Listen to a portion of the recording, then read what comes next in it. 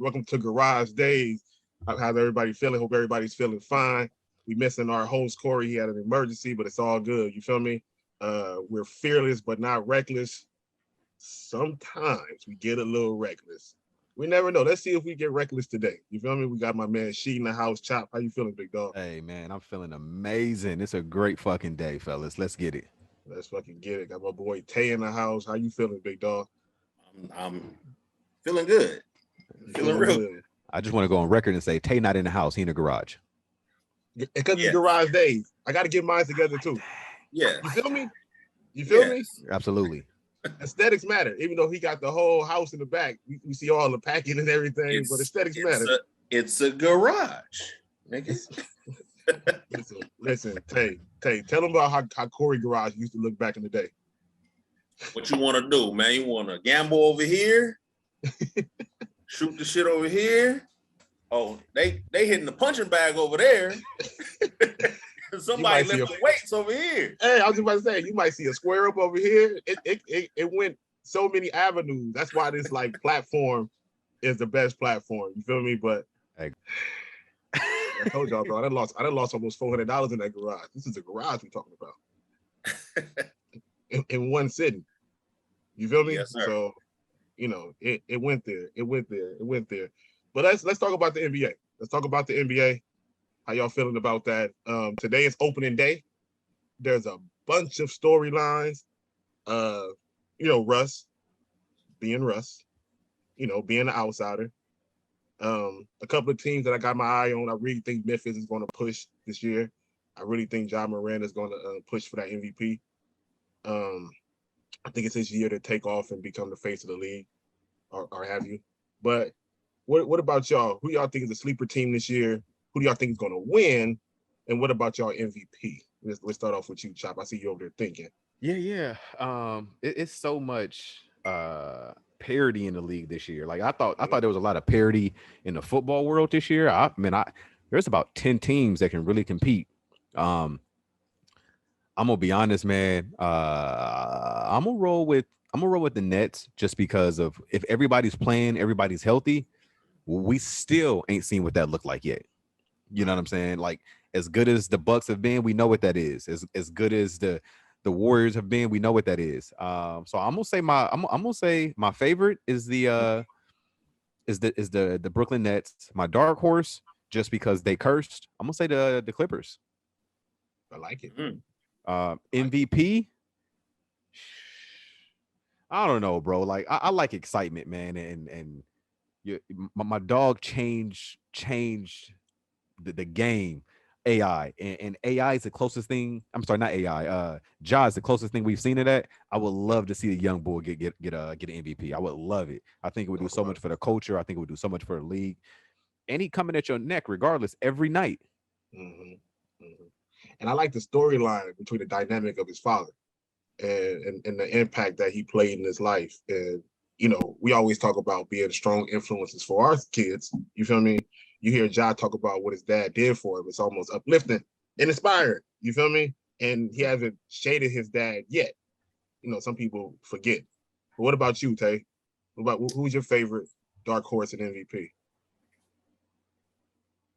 Favorite, I'm sticking with them Golden State boys, man. I feel like they gonna get a lot tougher with a big man coming back healthy.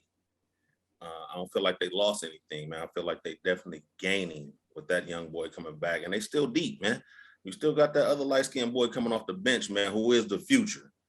You don't think that will play a part in the dynamic? What happened when Draymond fired on him and they getting out like that? Nope.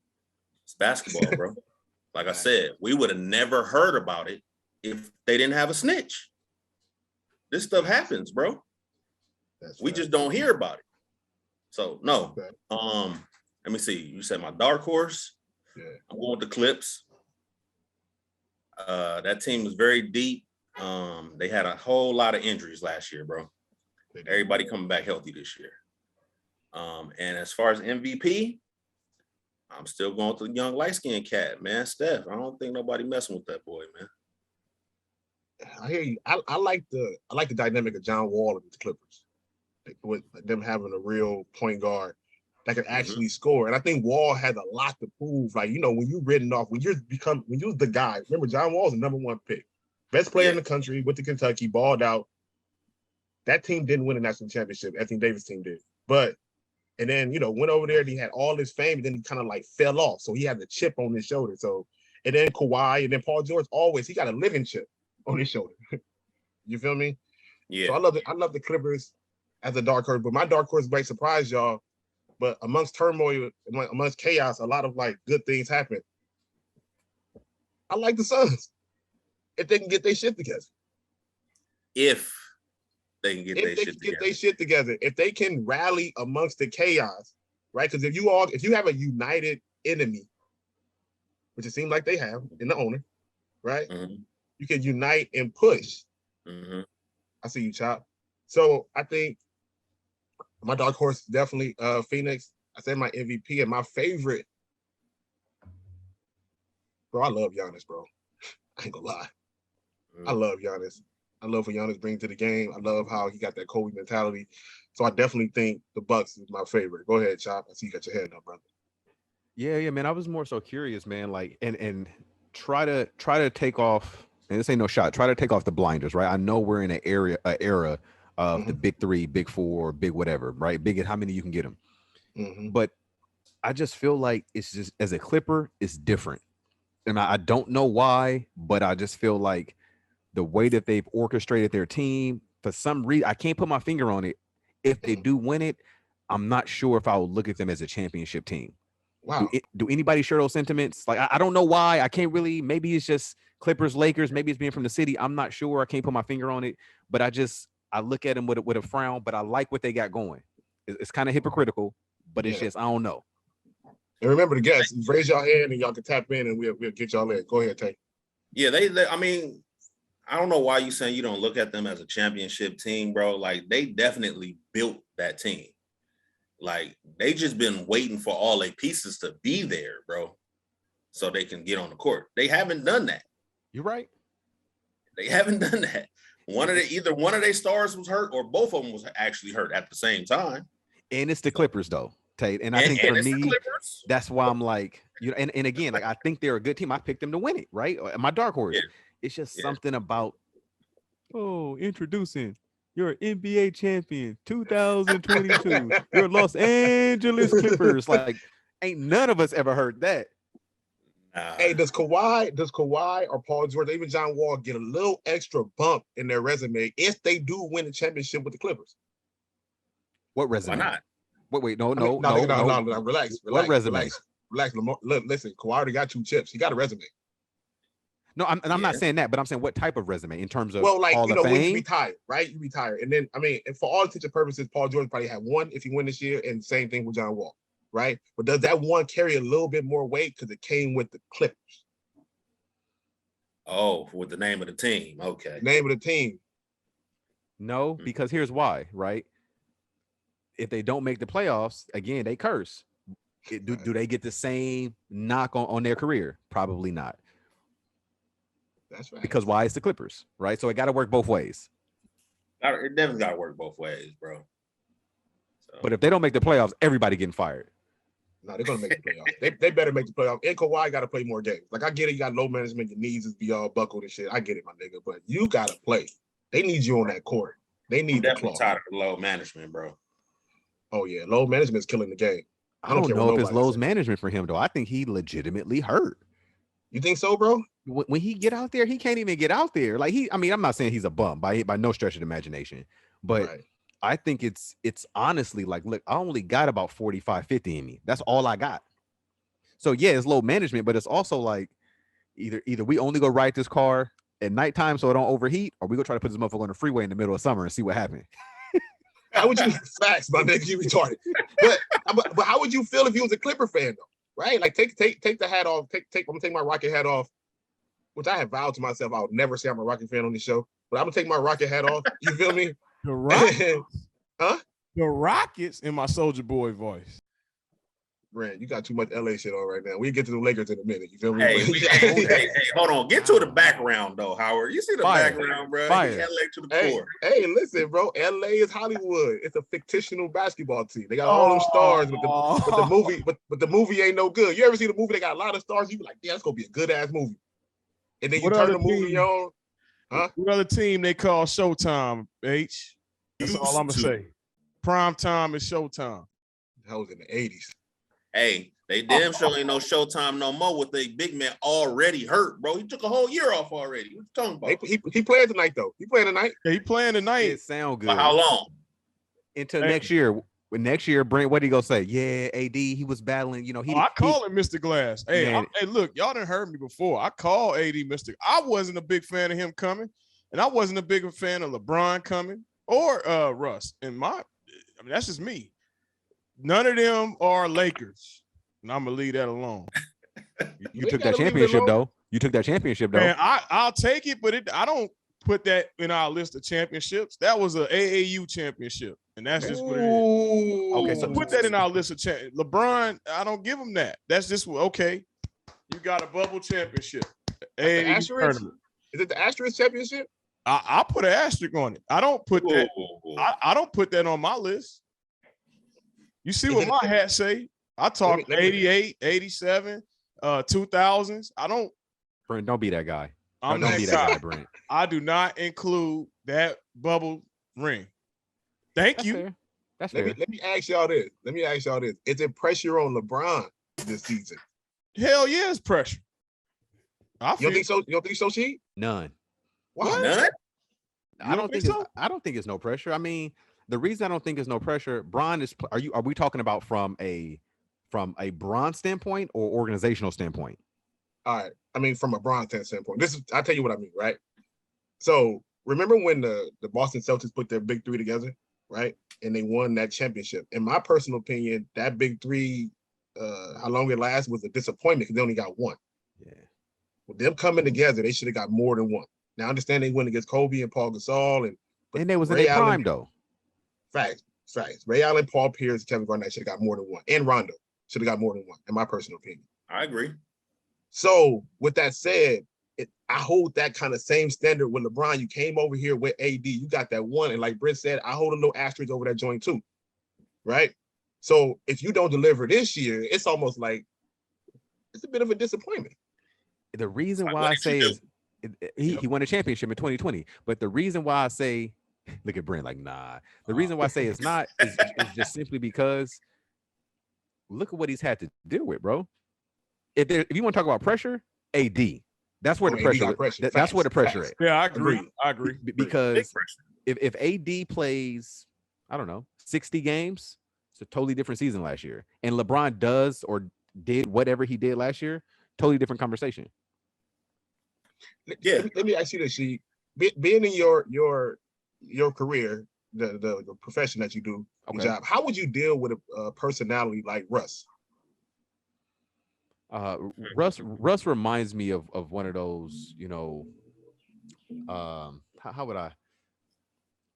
Part of it, you got to feed the ego, right? But the flip side of it is also getting Russ to trust you, right? You don't get players like Russ to trust you by yelling, cussing, threatening them with trades. That's not how you get them to buy in. You sit Russ down and you feel like, look, this is my end game. How can you assist me? We're getting to where I'm trying to get.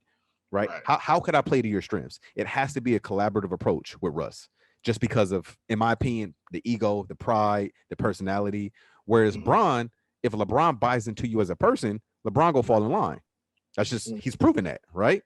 But I just again with Russ, I feel like Russ need a coach like Tyronn Lue. I agree. Now, or Pop. I love your professional perspective. That's why I asked you first. Now, Tay, growing up how we grew up. Where we fuck him up. What would you do with a teammate like Russ? I'm gonna keep it all the way 100 with him, man, and telling me you're not that guy anymore to be starting on my team. The team that we have right now, bro, you're not that guy, bro. I need you to come off the bench. Yeah. I need you to come off the bench. I need you to be my superstar off the bench. I need you to be my LO. My Jamal Crawford. Like, bro, you running it. Right. You gonna win 6 man for sure. Right. Shout out to coaches, bro. We don't give coaches enough love because not only do they got to come with X and O's and game plans and things to get the team in a good position to win, they got to manage some egos. You feel me? They got to keep everybody in line. You ever heard the story of the Lamar Odom and Phil Jackson? When he damn near like they be threatening Phil Jackson if he didn't win 6 man, like I'm gonna do it, but if I don't win, I ain't hear that. yeah, I'll send it to you later. You feel me?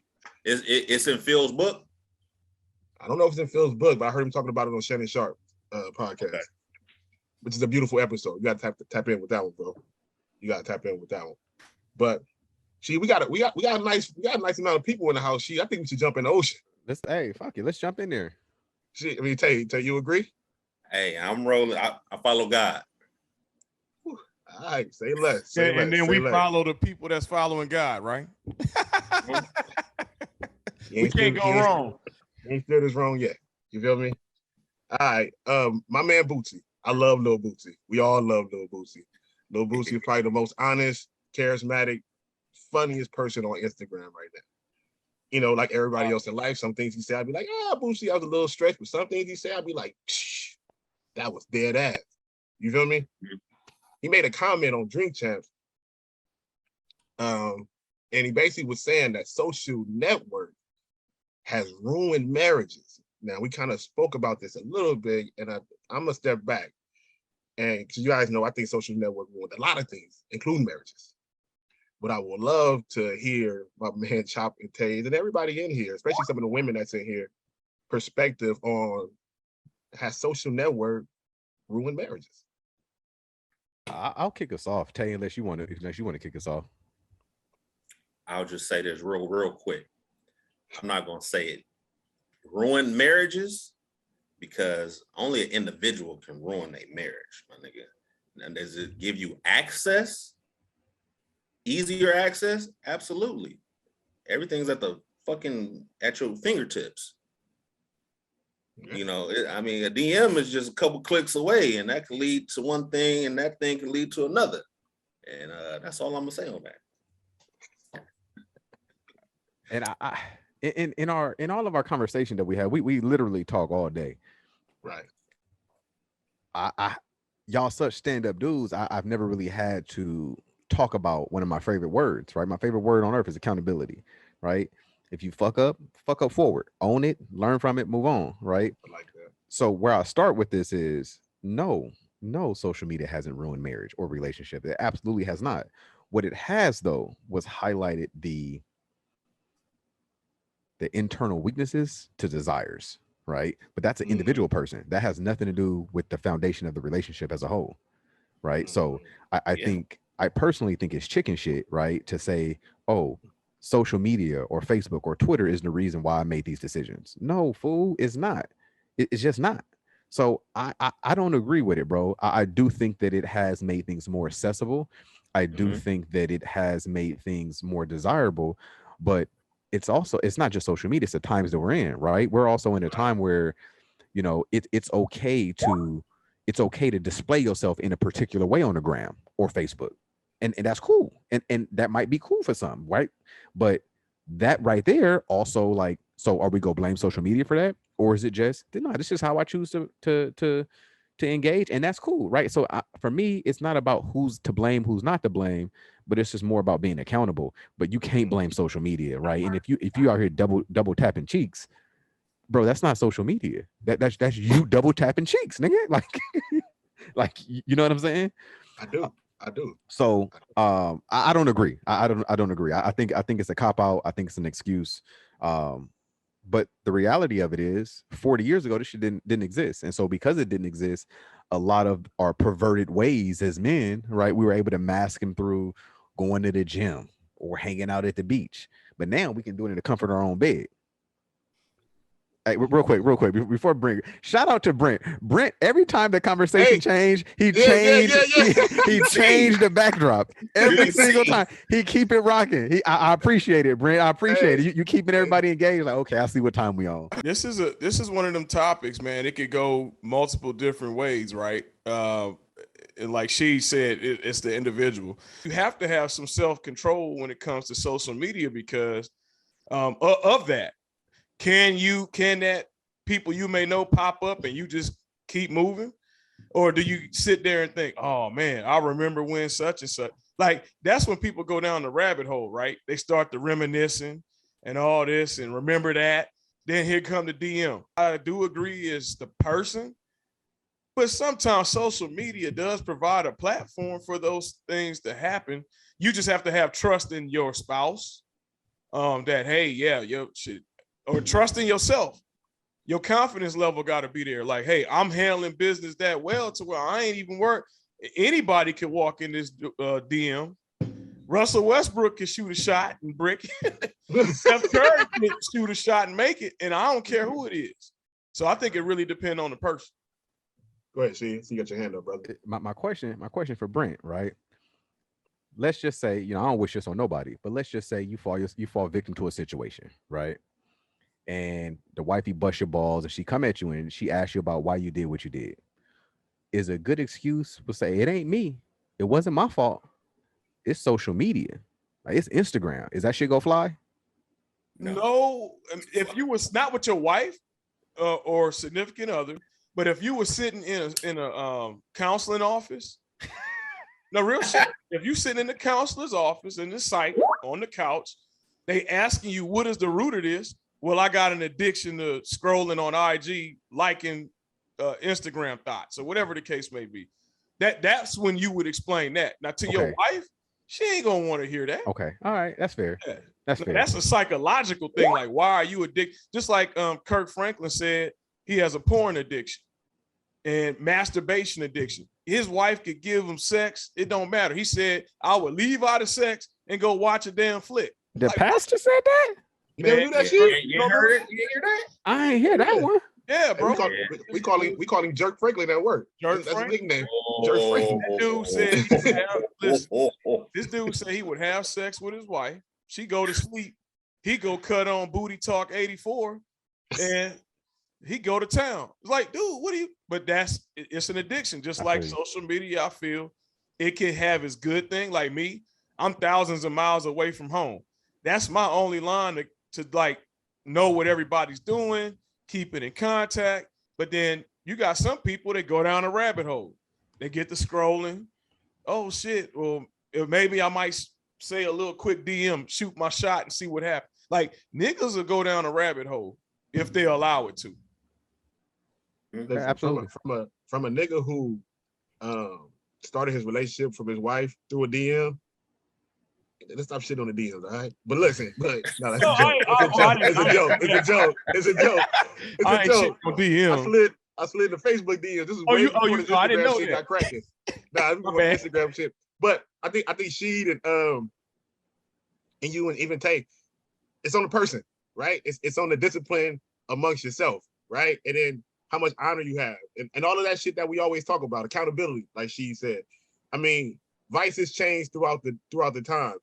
Like when our parents and stuff was growing up, now they didn't have no Instagram, but they had Miss Betty down the street and they had Whoopie Whoop and they had different avenues to pursue some things. So do you think that people so do you think people get misdirected when they say the outlet? Is it the distraction that is causing people issue? Because say the outlet is fine, right? You can use it for work, you can do all kinds of things with social media, but can it consume you? Like Howard's talking to me and I'm sitting here scrolling through Facebook. I mean, do you think that's where the issue comes in a relationship? Rather, you're not spending that quality time. You're busy on social media. Is that where people have their problem? It's a variety of things though, Brent, because I feel like those that are heavily invested in social media, I feel like there's this unrealistic comparison of what reality is or should be. Right. So that alone is going to take you down that rabbit hole that you're speaking to, Brent, right? Where it's like, oh, well, her husband doing this, my husband must not be this and he ain't that. But what social media don't tell you is he beating her ass every night. Facts. Or what social media don't tell you is they got a hole in their blow up mattress. And I tell people only report wins on social media. I never base things off of social media. Nobody ever, because I remember I posted on Facebook one time that I had failed 8th grade twice.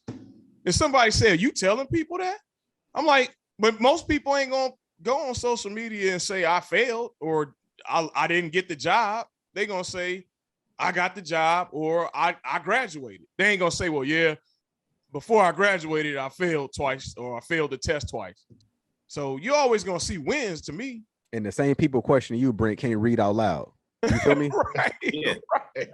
But see, we just talked about this when we just put up the restaurant. We was like, yo, these platforms don't never interview or talk to people that's in the middle of the grind to talk about those real stories, to talk about those real things that they're going through to get where they're going. Like, you know, we've been honest on this show, like everybody about the grind and what comes with that. You feel me? And I think that's beneficial because that story needs to be told because that's the first story. Yep. The story you hearing is the last story. Not only that, though, Howard, it's the most authentic story. Talk about it, bro. Because people think that, oh, I started a business, I'm immediately successful.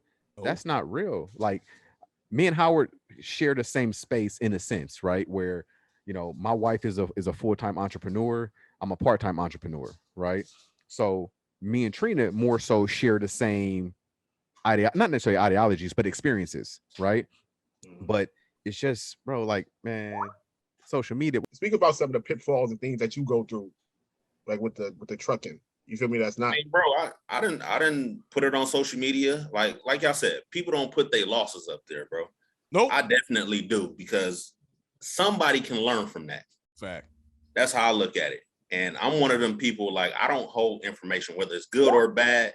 I want to put it out there because maybe you're going through the same journey and you can learn from my mistakes because I've learned from other people's mistakes.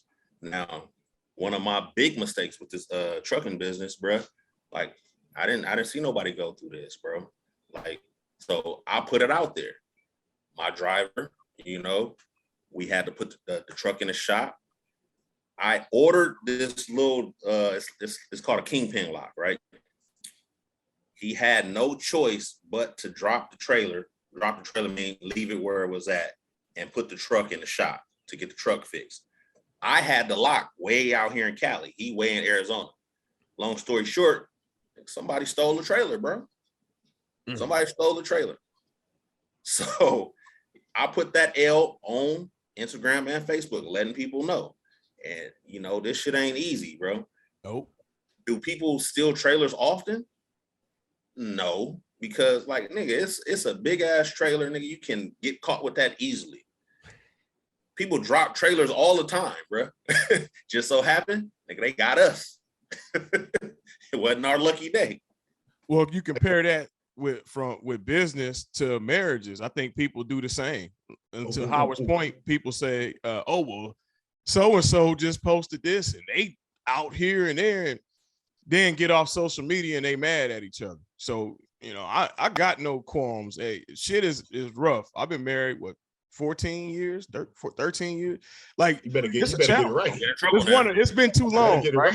I'm gonna air that. I need 20 right now. I'm airing that. Eric, you know, I'll be forgetting. But it's battles that come along within that time. It's like a business. You're taking two businesses and you're merging them together to make one company. Woo. And that's the great fucking analogy. That's so Brent. hard, Brent. That's them years. That's them years. That's them years right there. So Brent, you brought it up. I'm just gonna put you on the spot one time. If you don't feel comfortable, let me know. Right? Are you good? I've been married for 14 too. What was the most difficult thing that you had to endure, and how did you overcome it? Oh, good question. Ooh, that's easy.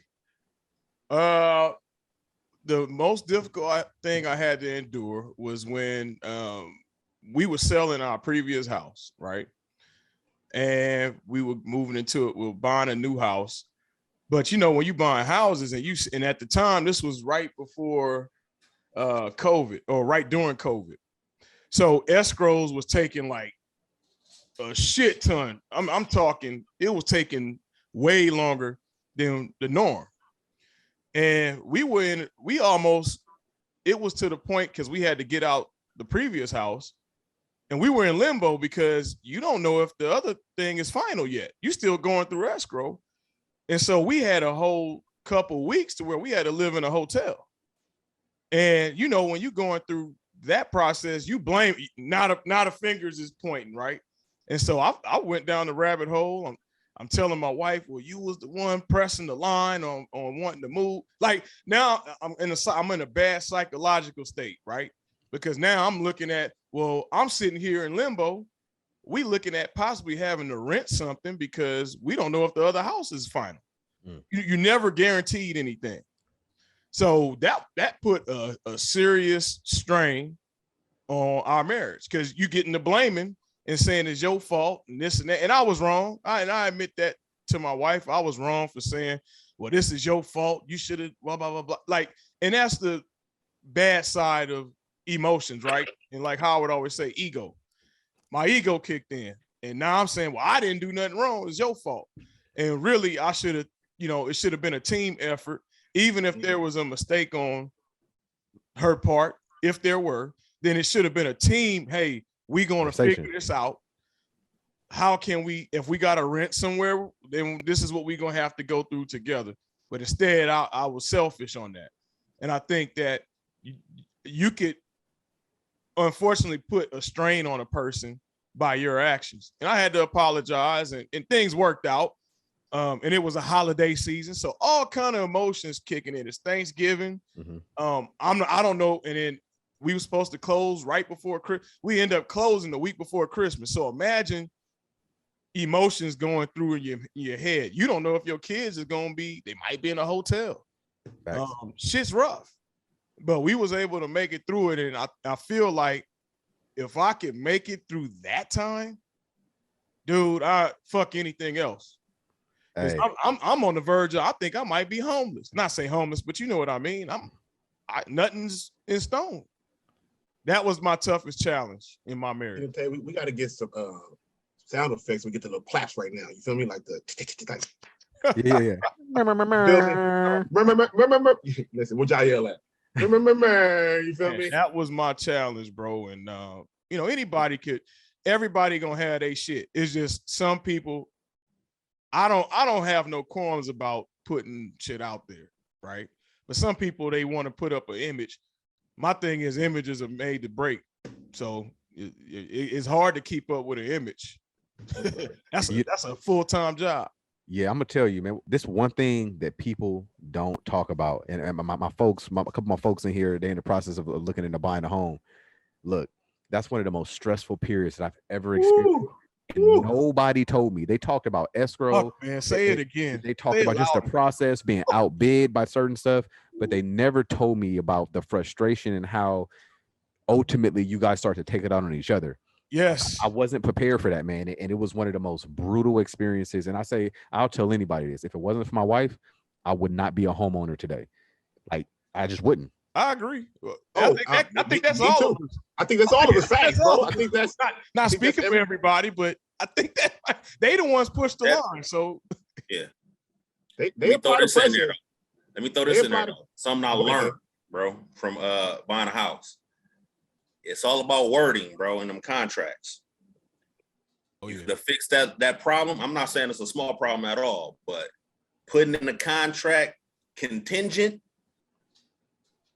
you wouldn't have that problem, bro, on knowing if you had to somewhere to stay, depending on if the other people sold their house or not, bro. That's a small thing I learned because we went through that too, bro. We ended up having the people we bought our house from pay us rent for still staying on our house because they didn't close on their house yet, bro. Ooh. So it's just small things you got to put in them contracts, but I had a dope realtor, bro, who knew all the little tricks and trade. Every realtor don't know that. Don't know, yeah. And there's something that I learned. Yeah, and you're right, Tay. That was detrimental because I didn't have that. And the people, they closed in 2 weeks, bro. They already had shit. And I'm sitting here like 2 weeks. Oh shit. Yeah. I'm ready to fight. I think the most beautiful thing, I want to kind of tap into the next subject too while we got a little time left. You feel me? I think the most beautiful thing is that we all learn from our mistakes through the processes of what we go through. And one of my mentors told me that the word mistake is 2 words. It really means you missed that take. So just take it again. Every time you make a mistake, just learn from it.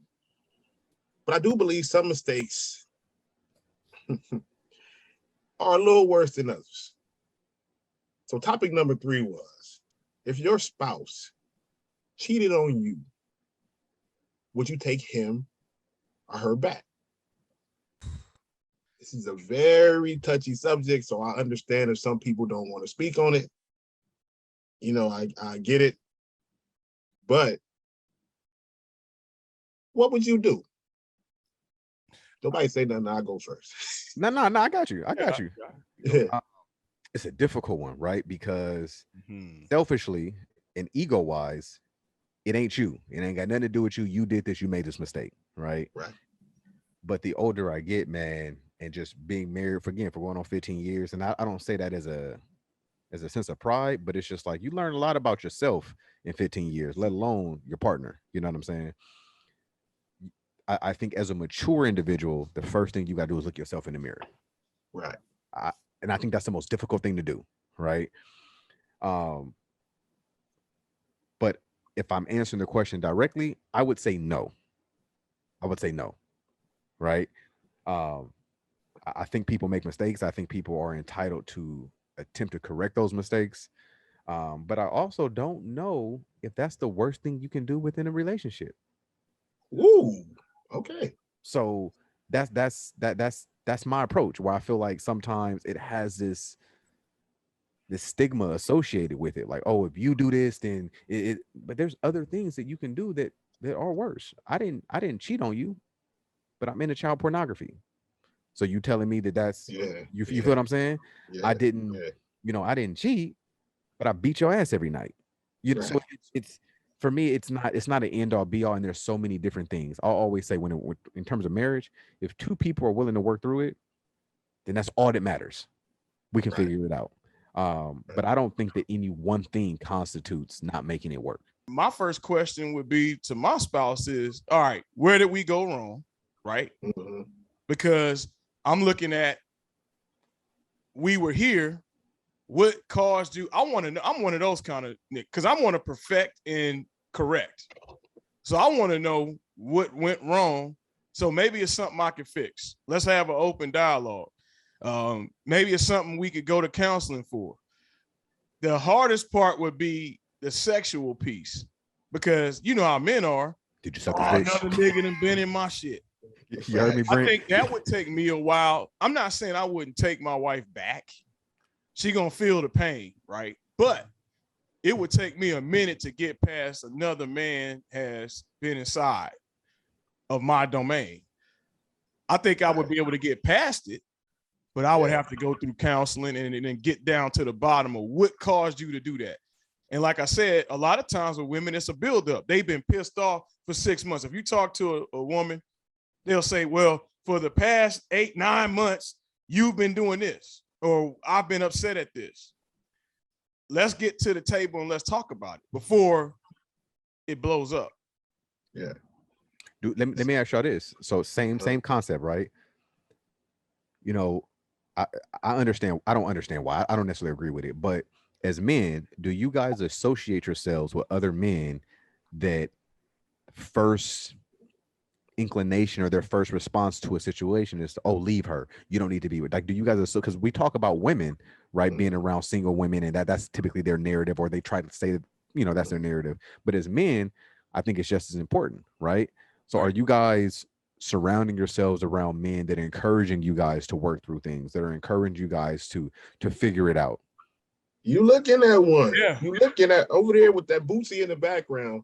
When we went through my little turmoil, Brent was like, yo, no, and can take. There's 2 brothers on here, the first 2 people I called. You feel me? And I was like, yo, listen, your boy did some shit, but wham. Bunch of excuses. And they like, yo, nigga, no, it's you. You feel me? And they can tell you. Can tell you, like, yo, no, this is what you gotta do now, big dog. Boom, boom, boom, boom, boom. You feel me? And Brent was like, nah, Howard, that was you. No, I always say Brent gave me the pastor speak. Brother Howard, now this is what you messed up at. You feel me? Hey, man. Hey, like y'all say, friends, what kind of friend if you're not accountable? I would expect the same from him and any one of y'all. Hey, nigga, we did it. Relax. And I didn't cheat. I just did some stupid shit. You feel me?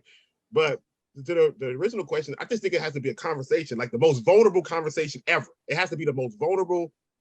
And I don't even mean vulnerability amongst the relationship. You got to be vulnerable with yourself, and you got to ask yourself, have I been slacking? Yeah. And that's ego. Did I open this door? Did I open this window for this to happen? Now, if you do self-evaluation and you do self-accountability, and then you come to the honest opinion, like I didn't, then we got a different story, right? Then we got to figure out what caused you to move in that capacity. But if you can find something in yourself to be like, damn, I kind of was, then we got to have a talk on how we move from here. Now, I think the biggest hurdle is, like Brent said, we deal with the physical. Was your shit jiggling against his thighs like it's jiggling against my thighs? God damn, like that's the mentality. Listen, bro, that's that shit. It's funny, we laughing, but it's a fact. I'm thinking like, hey, this nigga was touching my breast. Hey, bro, all I think about is the memes when you know, usually chicks post them, right? When they say, oh, it's cool when you do it, but when I do it now, you can't breathe. And all I can think about is that's true. Listen, bro, I always give women kudos because women, they take back easy. And I always be thinking like, yo, do they ever be thinking like the same way? We thinking like, damn, he did this and that's supposed to be mine. Like how we think. You know what I mean? But I think it has to be the most vulnerable conversation ever. And you have to look into yourself to be like, was I there?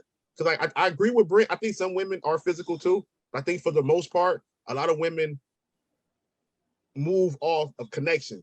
The connection with women, in my opinion, is what draws them towards people, towards you. So where did we lose our connection? And can we get it back? Yeah, that's fact. It's the work, that's the though. Question. It is that, and that's the answer. It's the work, right? Because it's the work. Like sometimes we get in these predicaments or situations where we no longer do the little things, right?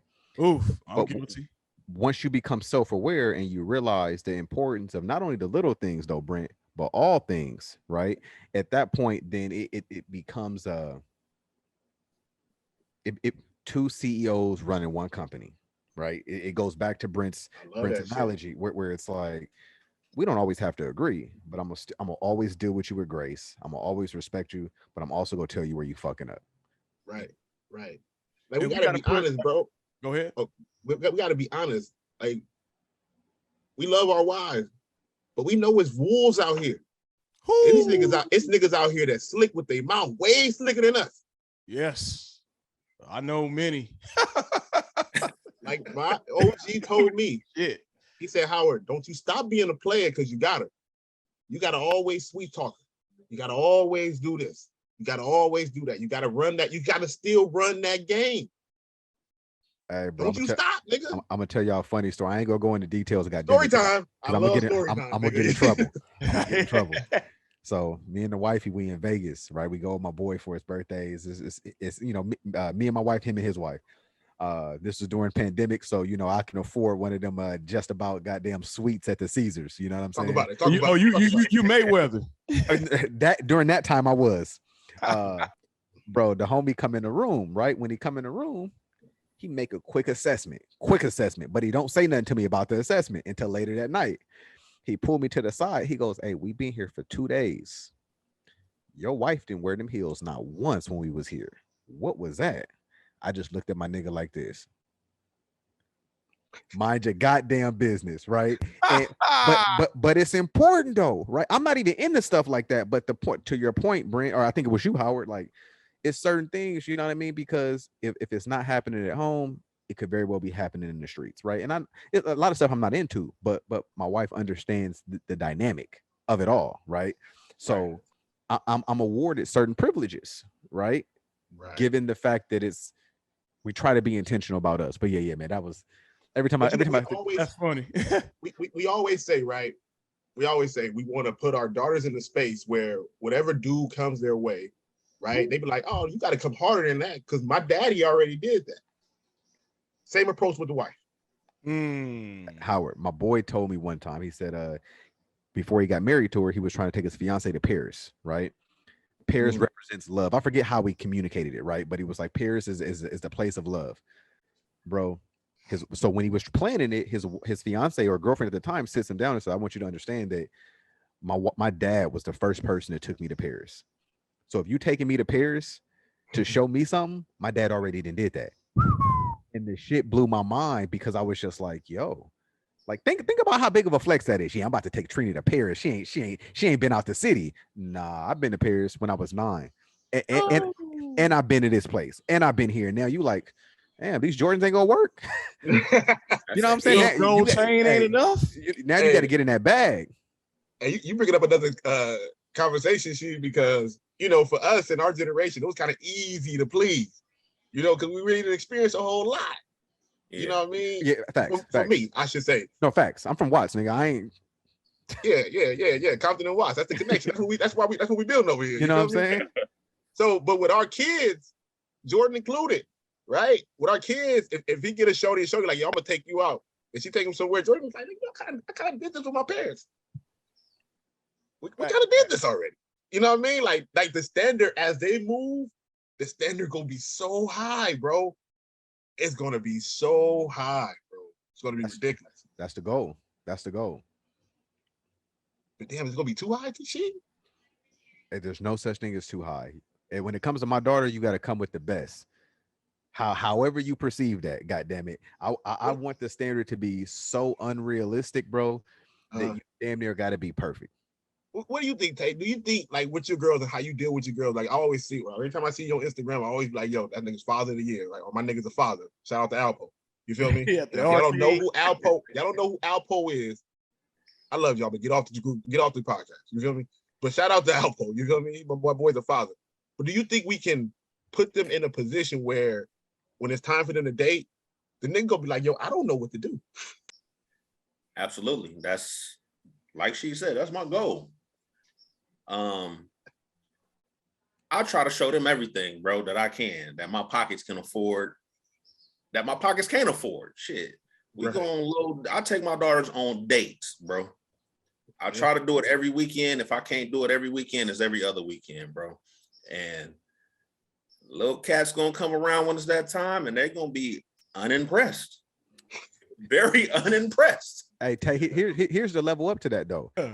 Hey, Brent, how were you when you learned how to communicate and express your feelings in a respectful way without yelling or being disrespectful? What, to a woman? Yeah, or period. I probably was 13, 14. Okay. I can't say that, Brent. I'm about to say it was like last week for me. I'm 37, and if I'm honest with y'all, maybe the last 5 to 7, maybe. Yeah. And so yeah, like the material shit is dope, but like if you can't express yourself and tell my daughter, how she makes you feel and how you feel, or you upset me when you did this, or when you did this, I felt this way. Right. Like that's more to me, that's more the metric or the standard. Like, don't get mad at my daughter and get all aggressive. Communicate how you feel and let's figure out how to work through it. To me, that communicates a healthy, like you've learned how to love through what love is supposed to represent. Right. So let me ask you this, bro. So do you think by having them experience the physical stuff, it's going to make the dude who pursue them have to be more in tune and communicate the feelings more? Because the physical shit I done did, nigga. I think it's both, right? Okay. Because like, there's a few ladies on here. I'm sure y'all have been in a space where you see a man and like, oh, what they say, girl. he gave what he was supposed to give, and as soon as he opened his mouth, he can't speak. Right? Dumb shit. It's dumb. You know what I'm saying? Now it's like, oh, like I thought it was something. So I think they go hand in hand. I think they're equally important, bro. And I would also go as far as saying, and obviously I'm not my daughter, so I can't speak. Give me somebody that understands how to communicate and understands boundaries. That's borderline poor. Like I can't give you much, but I can give you all of me. I'll take that. She might not, but I'll take that. You got a lot of women who will sit there and tell you, like, it ain't the monetary things, bro, that you can give me. It's the time and the love, bro. So to your point, nigga, what can you tap into me? Right. Basically. Can you tap into me? And I think most women, like most true women, in my opinion, I could be wrong, they fall in love with potential. They see it's like fortune teller shit. They can see see what you can be before you even think you can even scratch the surface to be that person. To a fault, though. To a fault. Facts, right? So, and then again, you got to put the crown on, because now it's going to become, oh, I can see what you can be, but now I got to push you to be that. And the reason why I say you got to put the crown on is because you can't fall into your emotions of, shut up, leave me alone. No, I'm not a master. You ain't my mama. You ain't my mama. Oh my God, I'm going to the garage. Like, you gotta, and listen, this is garage day, so the garage is necessary. But the thing is, it's like, they see what you can be long before you see it. And that's where a lot of their frustrations come too. Because I met my wife, she was 19, I was 20. So she saw, and I give her credit. She saw, because you gotta think, any woman could get an older man with money.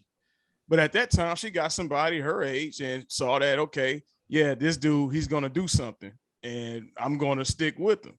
And to a fault, like you guys said, they know your potential. So they know when you slacking it, hey, nigga, come on, man. I know you can, blah, blah, blah. Get up and go make it happen. If only we had the same confidence in ourselves our women had in us, bro. And I'm just being honest. It's only we had the same confidence in ourselves as our women had in us, bro. Because I mean, I look at my mom, some of the things she's experienced, bro, and I'm just like, Mom, how could you? But he's a good person. What the fuck does that, Mama? That ain't paying no bills. That ain't keeping you happy. But I know, I just know. You know what I mean? Like, we all know it. And like I said, and one thing I really like about what we do and how we show up every week, bro, is that we never play to the clickbait shit when it comes to podcasts. We ain't on here bashing women. We're not on here bashing men. If anything, I feel like we're glorifying and putting women on a pedestal, because I'm gonna be honest, bro. Like at 37, 2022, I ain't the same she without Kima. And I tell anybody that on any platform, I ain't the same she without Kima. Nope. And that's just what it is. Bro, my wife used to tell me, right? Like, you need to, lose weight. And I'm like, yeah, I'm gonna lose weight when I lose weight, right? This is the mentality I had. But I started preaching this love myself shit. And I was, I thought I was pretty good at it. And so when she was like, yo, how can you love yourself but you ain't taking care of yourself? The switch. Were you immediately upset though? Did you feel disrespected in the beginning? Like, who were you telling me? Of course, because I was acting like a hoe. But you feel me? But the switch, the see, this is the thing, right? The king respects the queen. Better. It's the lower you that don't want to hear it. But the king inside of you is like, yeah, nigga, I've been trying to get you on this forever. You feel me? So when the mind-blowing situation happens, it ain't that your mind necessarily is blown. It's just like another post that kicked in, and the king is like, finally he gets it. It takes the queen to push it out. I love the game chess because the most powerful piece on the chessboard is the queen. She can do everything that everybody does. Literally. You feel me? Now, this is not being misogynistic or masculine or toxic masculinity, but game is over when we die. But I think they know that. And that's why they push us to be so great. Again, they see the potential in us, then we far seeing us before we even see it. Brent was 19, Kima was situation. I was such in a low vibration when I met Trina. I don't even know why she fucked with me. You do know why. She saw potential, bro. Saw the potential. She saw the potential. She saw the potential. Light above. But I'm saying though, but in my state of being, it was just like, damn, how do I even get this? Thanks. You feel me? So I don't know how we got here. That's why I love this podcast. But it's a beautiful mentality, bro, because again, like I always thank God I met this cat, bro. He was like, yo, they're gonna be fertilizer, but fertilizer help grass grow, Howard. So shut up and get to work. Put your crown on. Or don't. You feel me? Because at the end of the day, we spoke about this a little bit last week. They're only going to follow if they feel secure. And safe. And safe. Security and safe. If you can give them security and safe, you got a loyal one. Everybody say they want a Coretta, but we don't know how Coretta was pushing Martin. We don't know. Everybody wanted Betty. We don't know how Betty was on Malcolm ass. A lot of lonely nights in them households. Hey, lots.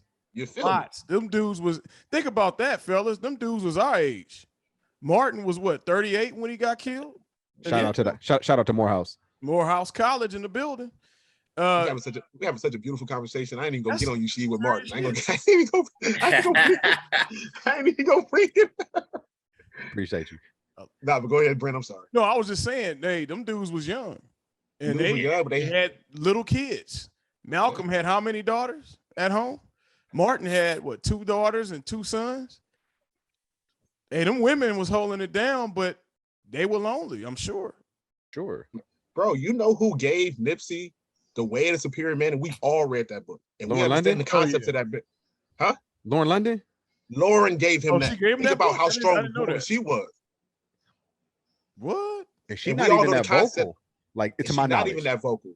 But we all know the concept of that book and what it talk about. So Yeah. for her to be like, you need this. Huh. If you ain't read that, you got to read. Those are 2 books I feel like you got to read every 2 to 3 years. Way of a Superior Man and The Richest Man in Babylon. Talk about it. Oh, that's some good. Oh, good. You got, and The Rich Man in Babylon. You got to read that with your kids, because that's a book. It's so easy to grasp. It's such a short read, but it's applicable all these years later. Because we still live in Babylon. Shout out to Mansa Musa. Shout out to Mansa Musa. You feel me? Shout out to, but think about that. The concepts in The Way of the Superior Man, if most people here are reading, they be like, yo, that's kind of like misogynistic. But it's really not. It's just asking us to be masculine. And what the female wants in Indian culture, I'm gonna butcher it, but all Shiva is representing the woman. All she wants is to feel secure. Same shit. The feminine just wants to feel like they secure in the masculine. Are you being who you're supposed to be? In my opinion, bro. No, you're right. You're right. Hey, Howard, I got a question for you, bro. This one might fuck you up, so don't be mad at me. No, let's talk about it. Money's not an option, right? Money's not an option. Trina texts you soon as this podcast over. I need a date on Saturday. What you doing? Money's not an option. Money's not an option. Where you taking? Where you taking? I'm going to go find Jasmine Sullivan, and she go sing in the backyard to me and her. Okay. I got a recommendation for y'all. I don't want to tell y'all because the wives on here, and they gonna be like, "Oh, I want to go there," but I got a spot for y'all to blow the socks off. I'm telling you. I know my wife. We need to sit, and I need Jasmine to sing that. I want to sit on it with all the to make sure they sit on it. You heard me. You heard me. Tay, where you going, bro?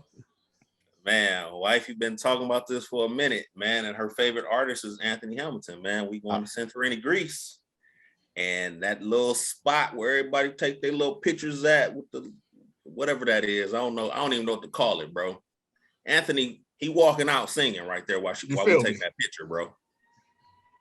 Oh, that's all she wants. Okay. I kind of want to put Terrell on the spot, but put him on the spot. Put him on the spot. Really in here though, bro. I don't want to. Listen, we didn't gave him all kind of passes, and I don't say this for us to start hounding him, but we ain't said nothing about the Raiders since we said something about the Raiders. So he owes us that one. We showed him the respect, so he got to speak on it. Terrell, where you at, bro? Terrell, where you taking Melly, bro? And I want to see if I kind of want to hear Melly response though. You feel me? But Terrell, where you taking Melly? So the question is, if money is not an option, where would I take her? On Saturday in 4 days. So you can't plan it on Saturday. Where you take? I thought you were saying like a trip or something. Nah. Tay took the easy way out and said Santorini, Greece, but bro, yeah. Hey, you said money's not an option, bro. What you mean? Okay. So Terrell, I know where she want to go, but so real. However you interpret it, go ahead.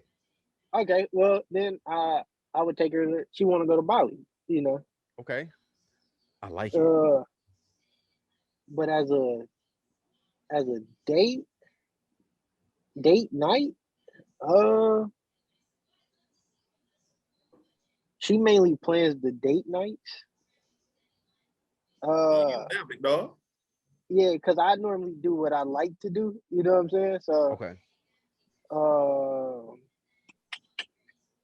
yeah. So she would have to answer that. You know what I'm But saying? the Bali is solid.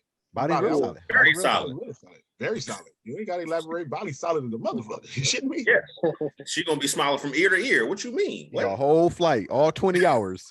Also, Big Brent, what you doing for Brittany, bro? What's the move? Money ain't an object. Where y'all going Saturday? Yeah, we flying to New York City and gonna hit DC, probably hit Philly, and go eat at some of the restaurants she's been eyeing out there that on TV. So she always wanted to do an East Coast kind of trip. So that would be an overnight flight. So you said I got 4 days. So yeah, You got 1 day. I got 1 day. Saturday. Oh Saturday. shit. Saturday. Yeah, I'm taking a red eye to JFK Airport. My man. Okay. See, where you going? She threw that on everybody. Where you taking Kim? So I'm gonna give you some realistic domestic shit, and then I'll give you some extravagant shit. Is that cool? That's All always right. cool. So some realistic shit. I'll take her down to beach of 1,000 stairs in South Orange County. Okay. Pack up some little sushi and a little picnic thing. Get a little bottle. Get a bottle of wine. Get a little blanket. Watch the sunset. Listen to some music. And leave the phones in the car. That'll be ideal. Yeah. If money is not an option, man. I'm flying her to a ranch in Colorado somewhere and having Janet come and perform for a couple songs. Shoot. I like it. Woo! Yeah. Is she gonna do that little pull you on stage gimmick that she got? Listen. She can't do that. Listen, I'm just there so I don't get fined. I just want the wifey to have a great time. You know what I mean? But the Colorado piece, man, like me and my wife, we vacation so similarly. Imagine being on a fire ass either resort or just a big ass not a barn, but help me out, y'all. Farm. Yeah, snow falling, you got a beautiful view, man, and just somebody come singing with, I have my boy cater, I have my boy H cater because money not an option. You know what I'm saying? We in good. that bitch too, nigga. I'm doing that shit too. Hey, that means he got to bring a +1. So Trina, you there too? You know what I'm saying? Yeah, no. What's the king without his goddamn queen? You feel me? Hello. You goddamn business trip. Absolutely. But business is always underlined by low pleasure. Yes, that's what I'm saying. Hey, but I like how 3 out of the 5 responses had something to do with music. That means that we're musically inclined with our spouses and we know what they vibe to. You feel me? That's gonna set the tone. You know what I'm saying? Music just allows you to sit there and just fucking just gaze at your wife without having to say a whole lot. You know what I'm saying? And she gonna put on something sexy and curvy. You know what I'm saying? So you just go be just ugh. All right, last question. Hey, this podcast over. I'm about to go get my wife. I'm gonna talk to y'all later. Hey, last question. It's a very quick one based on that. What libations you bringing? If you know your wife, what libations you bringing to the function, knowing your spouse? Patron. I'm bringing some. She's in love with this wine called Seven Sons. Okay. I ain't drinking that shit, but I'll bring it for her. I'll make sure she got whatever she needs. What you want, Tay? I mean, bro, we're part of this winery, bro, and we love the wine from this winery, Renzoni. And I can just close my eyes and pick a bottle, bro, and she on that. So yeah, that's what we tap in with. It's easy for your boy. I think everybody in here know what Trini drinks. Shit, I just get a whole fucking about 3-4 cases of J Dog. You feel me? That J Dog. Tonight is Trini like Jameson. Yes, it's the sky blue. Oh, I didn't know that. Now I know. Okay, Trina, I got you. Yeah, every time I'm over there, she's trying to offer me some. I can't stand it, but Hey, Trina, I'll take a shot. You drinking it chilled or warm, room temperature? She might be on duty, bro. Let me see if she tap in. She on duty. I'm here. Don't put my business out there. Okay. It doesn't matter to me how I get it though. Okay. It's All right, cool for sure. either way. For sure. Next time I pull up, I'm gonna bring you some. I'm bringing some De Leon.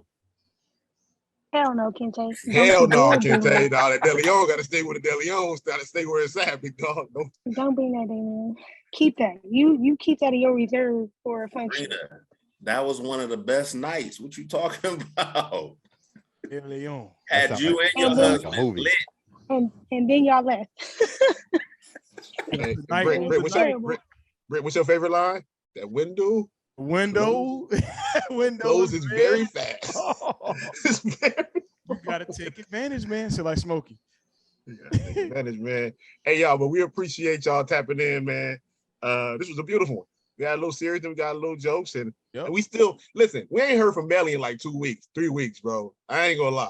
Hey, Like, but I it don't know matter. what She the homie- tuning in though. I can't even be mad. Like she hit me up and was tuning like, in, "Hey, but I'm on a fast on social media. Send me the link because I'm not logging on to get it." Say less. I love the commitment. my nigga Hey. Melly, you feel me? Yep. My nigga Melly. But we appreciate y'all. My man Mike in the building, Terrell, my wife, Melly. Appreciate Brent. Brent, you tapped in almost like a co-host. You feel me? Listen. Listen, Corey. Hey, check Indeed. Check Indeed. We might be Check running an ad Indeed. pretty soon. Listen. You got the microphone in the headsets, Corey. He said Mike and his. Corey be holding his mic like this and shit. I just Listen. want to say what happened with Hey, We appreciate appreciate y'all, y'all, man. man. Peace and love, man. Y'all enjoy y'all night, man. Thank y'all for tapping in. Go Lakers. Peace, love. Relax, bro. Relax, bro. All right, y'all. All right, man. Peace. All right.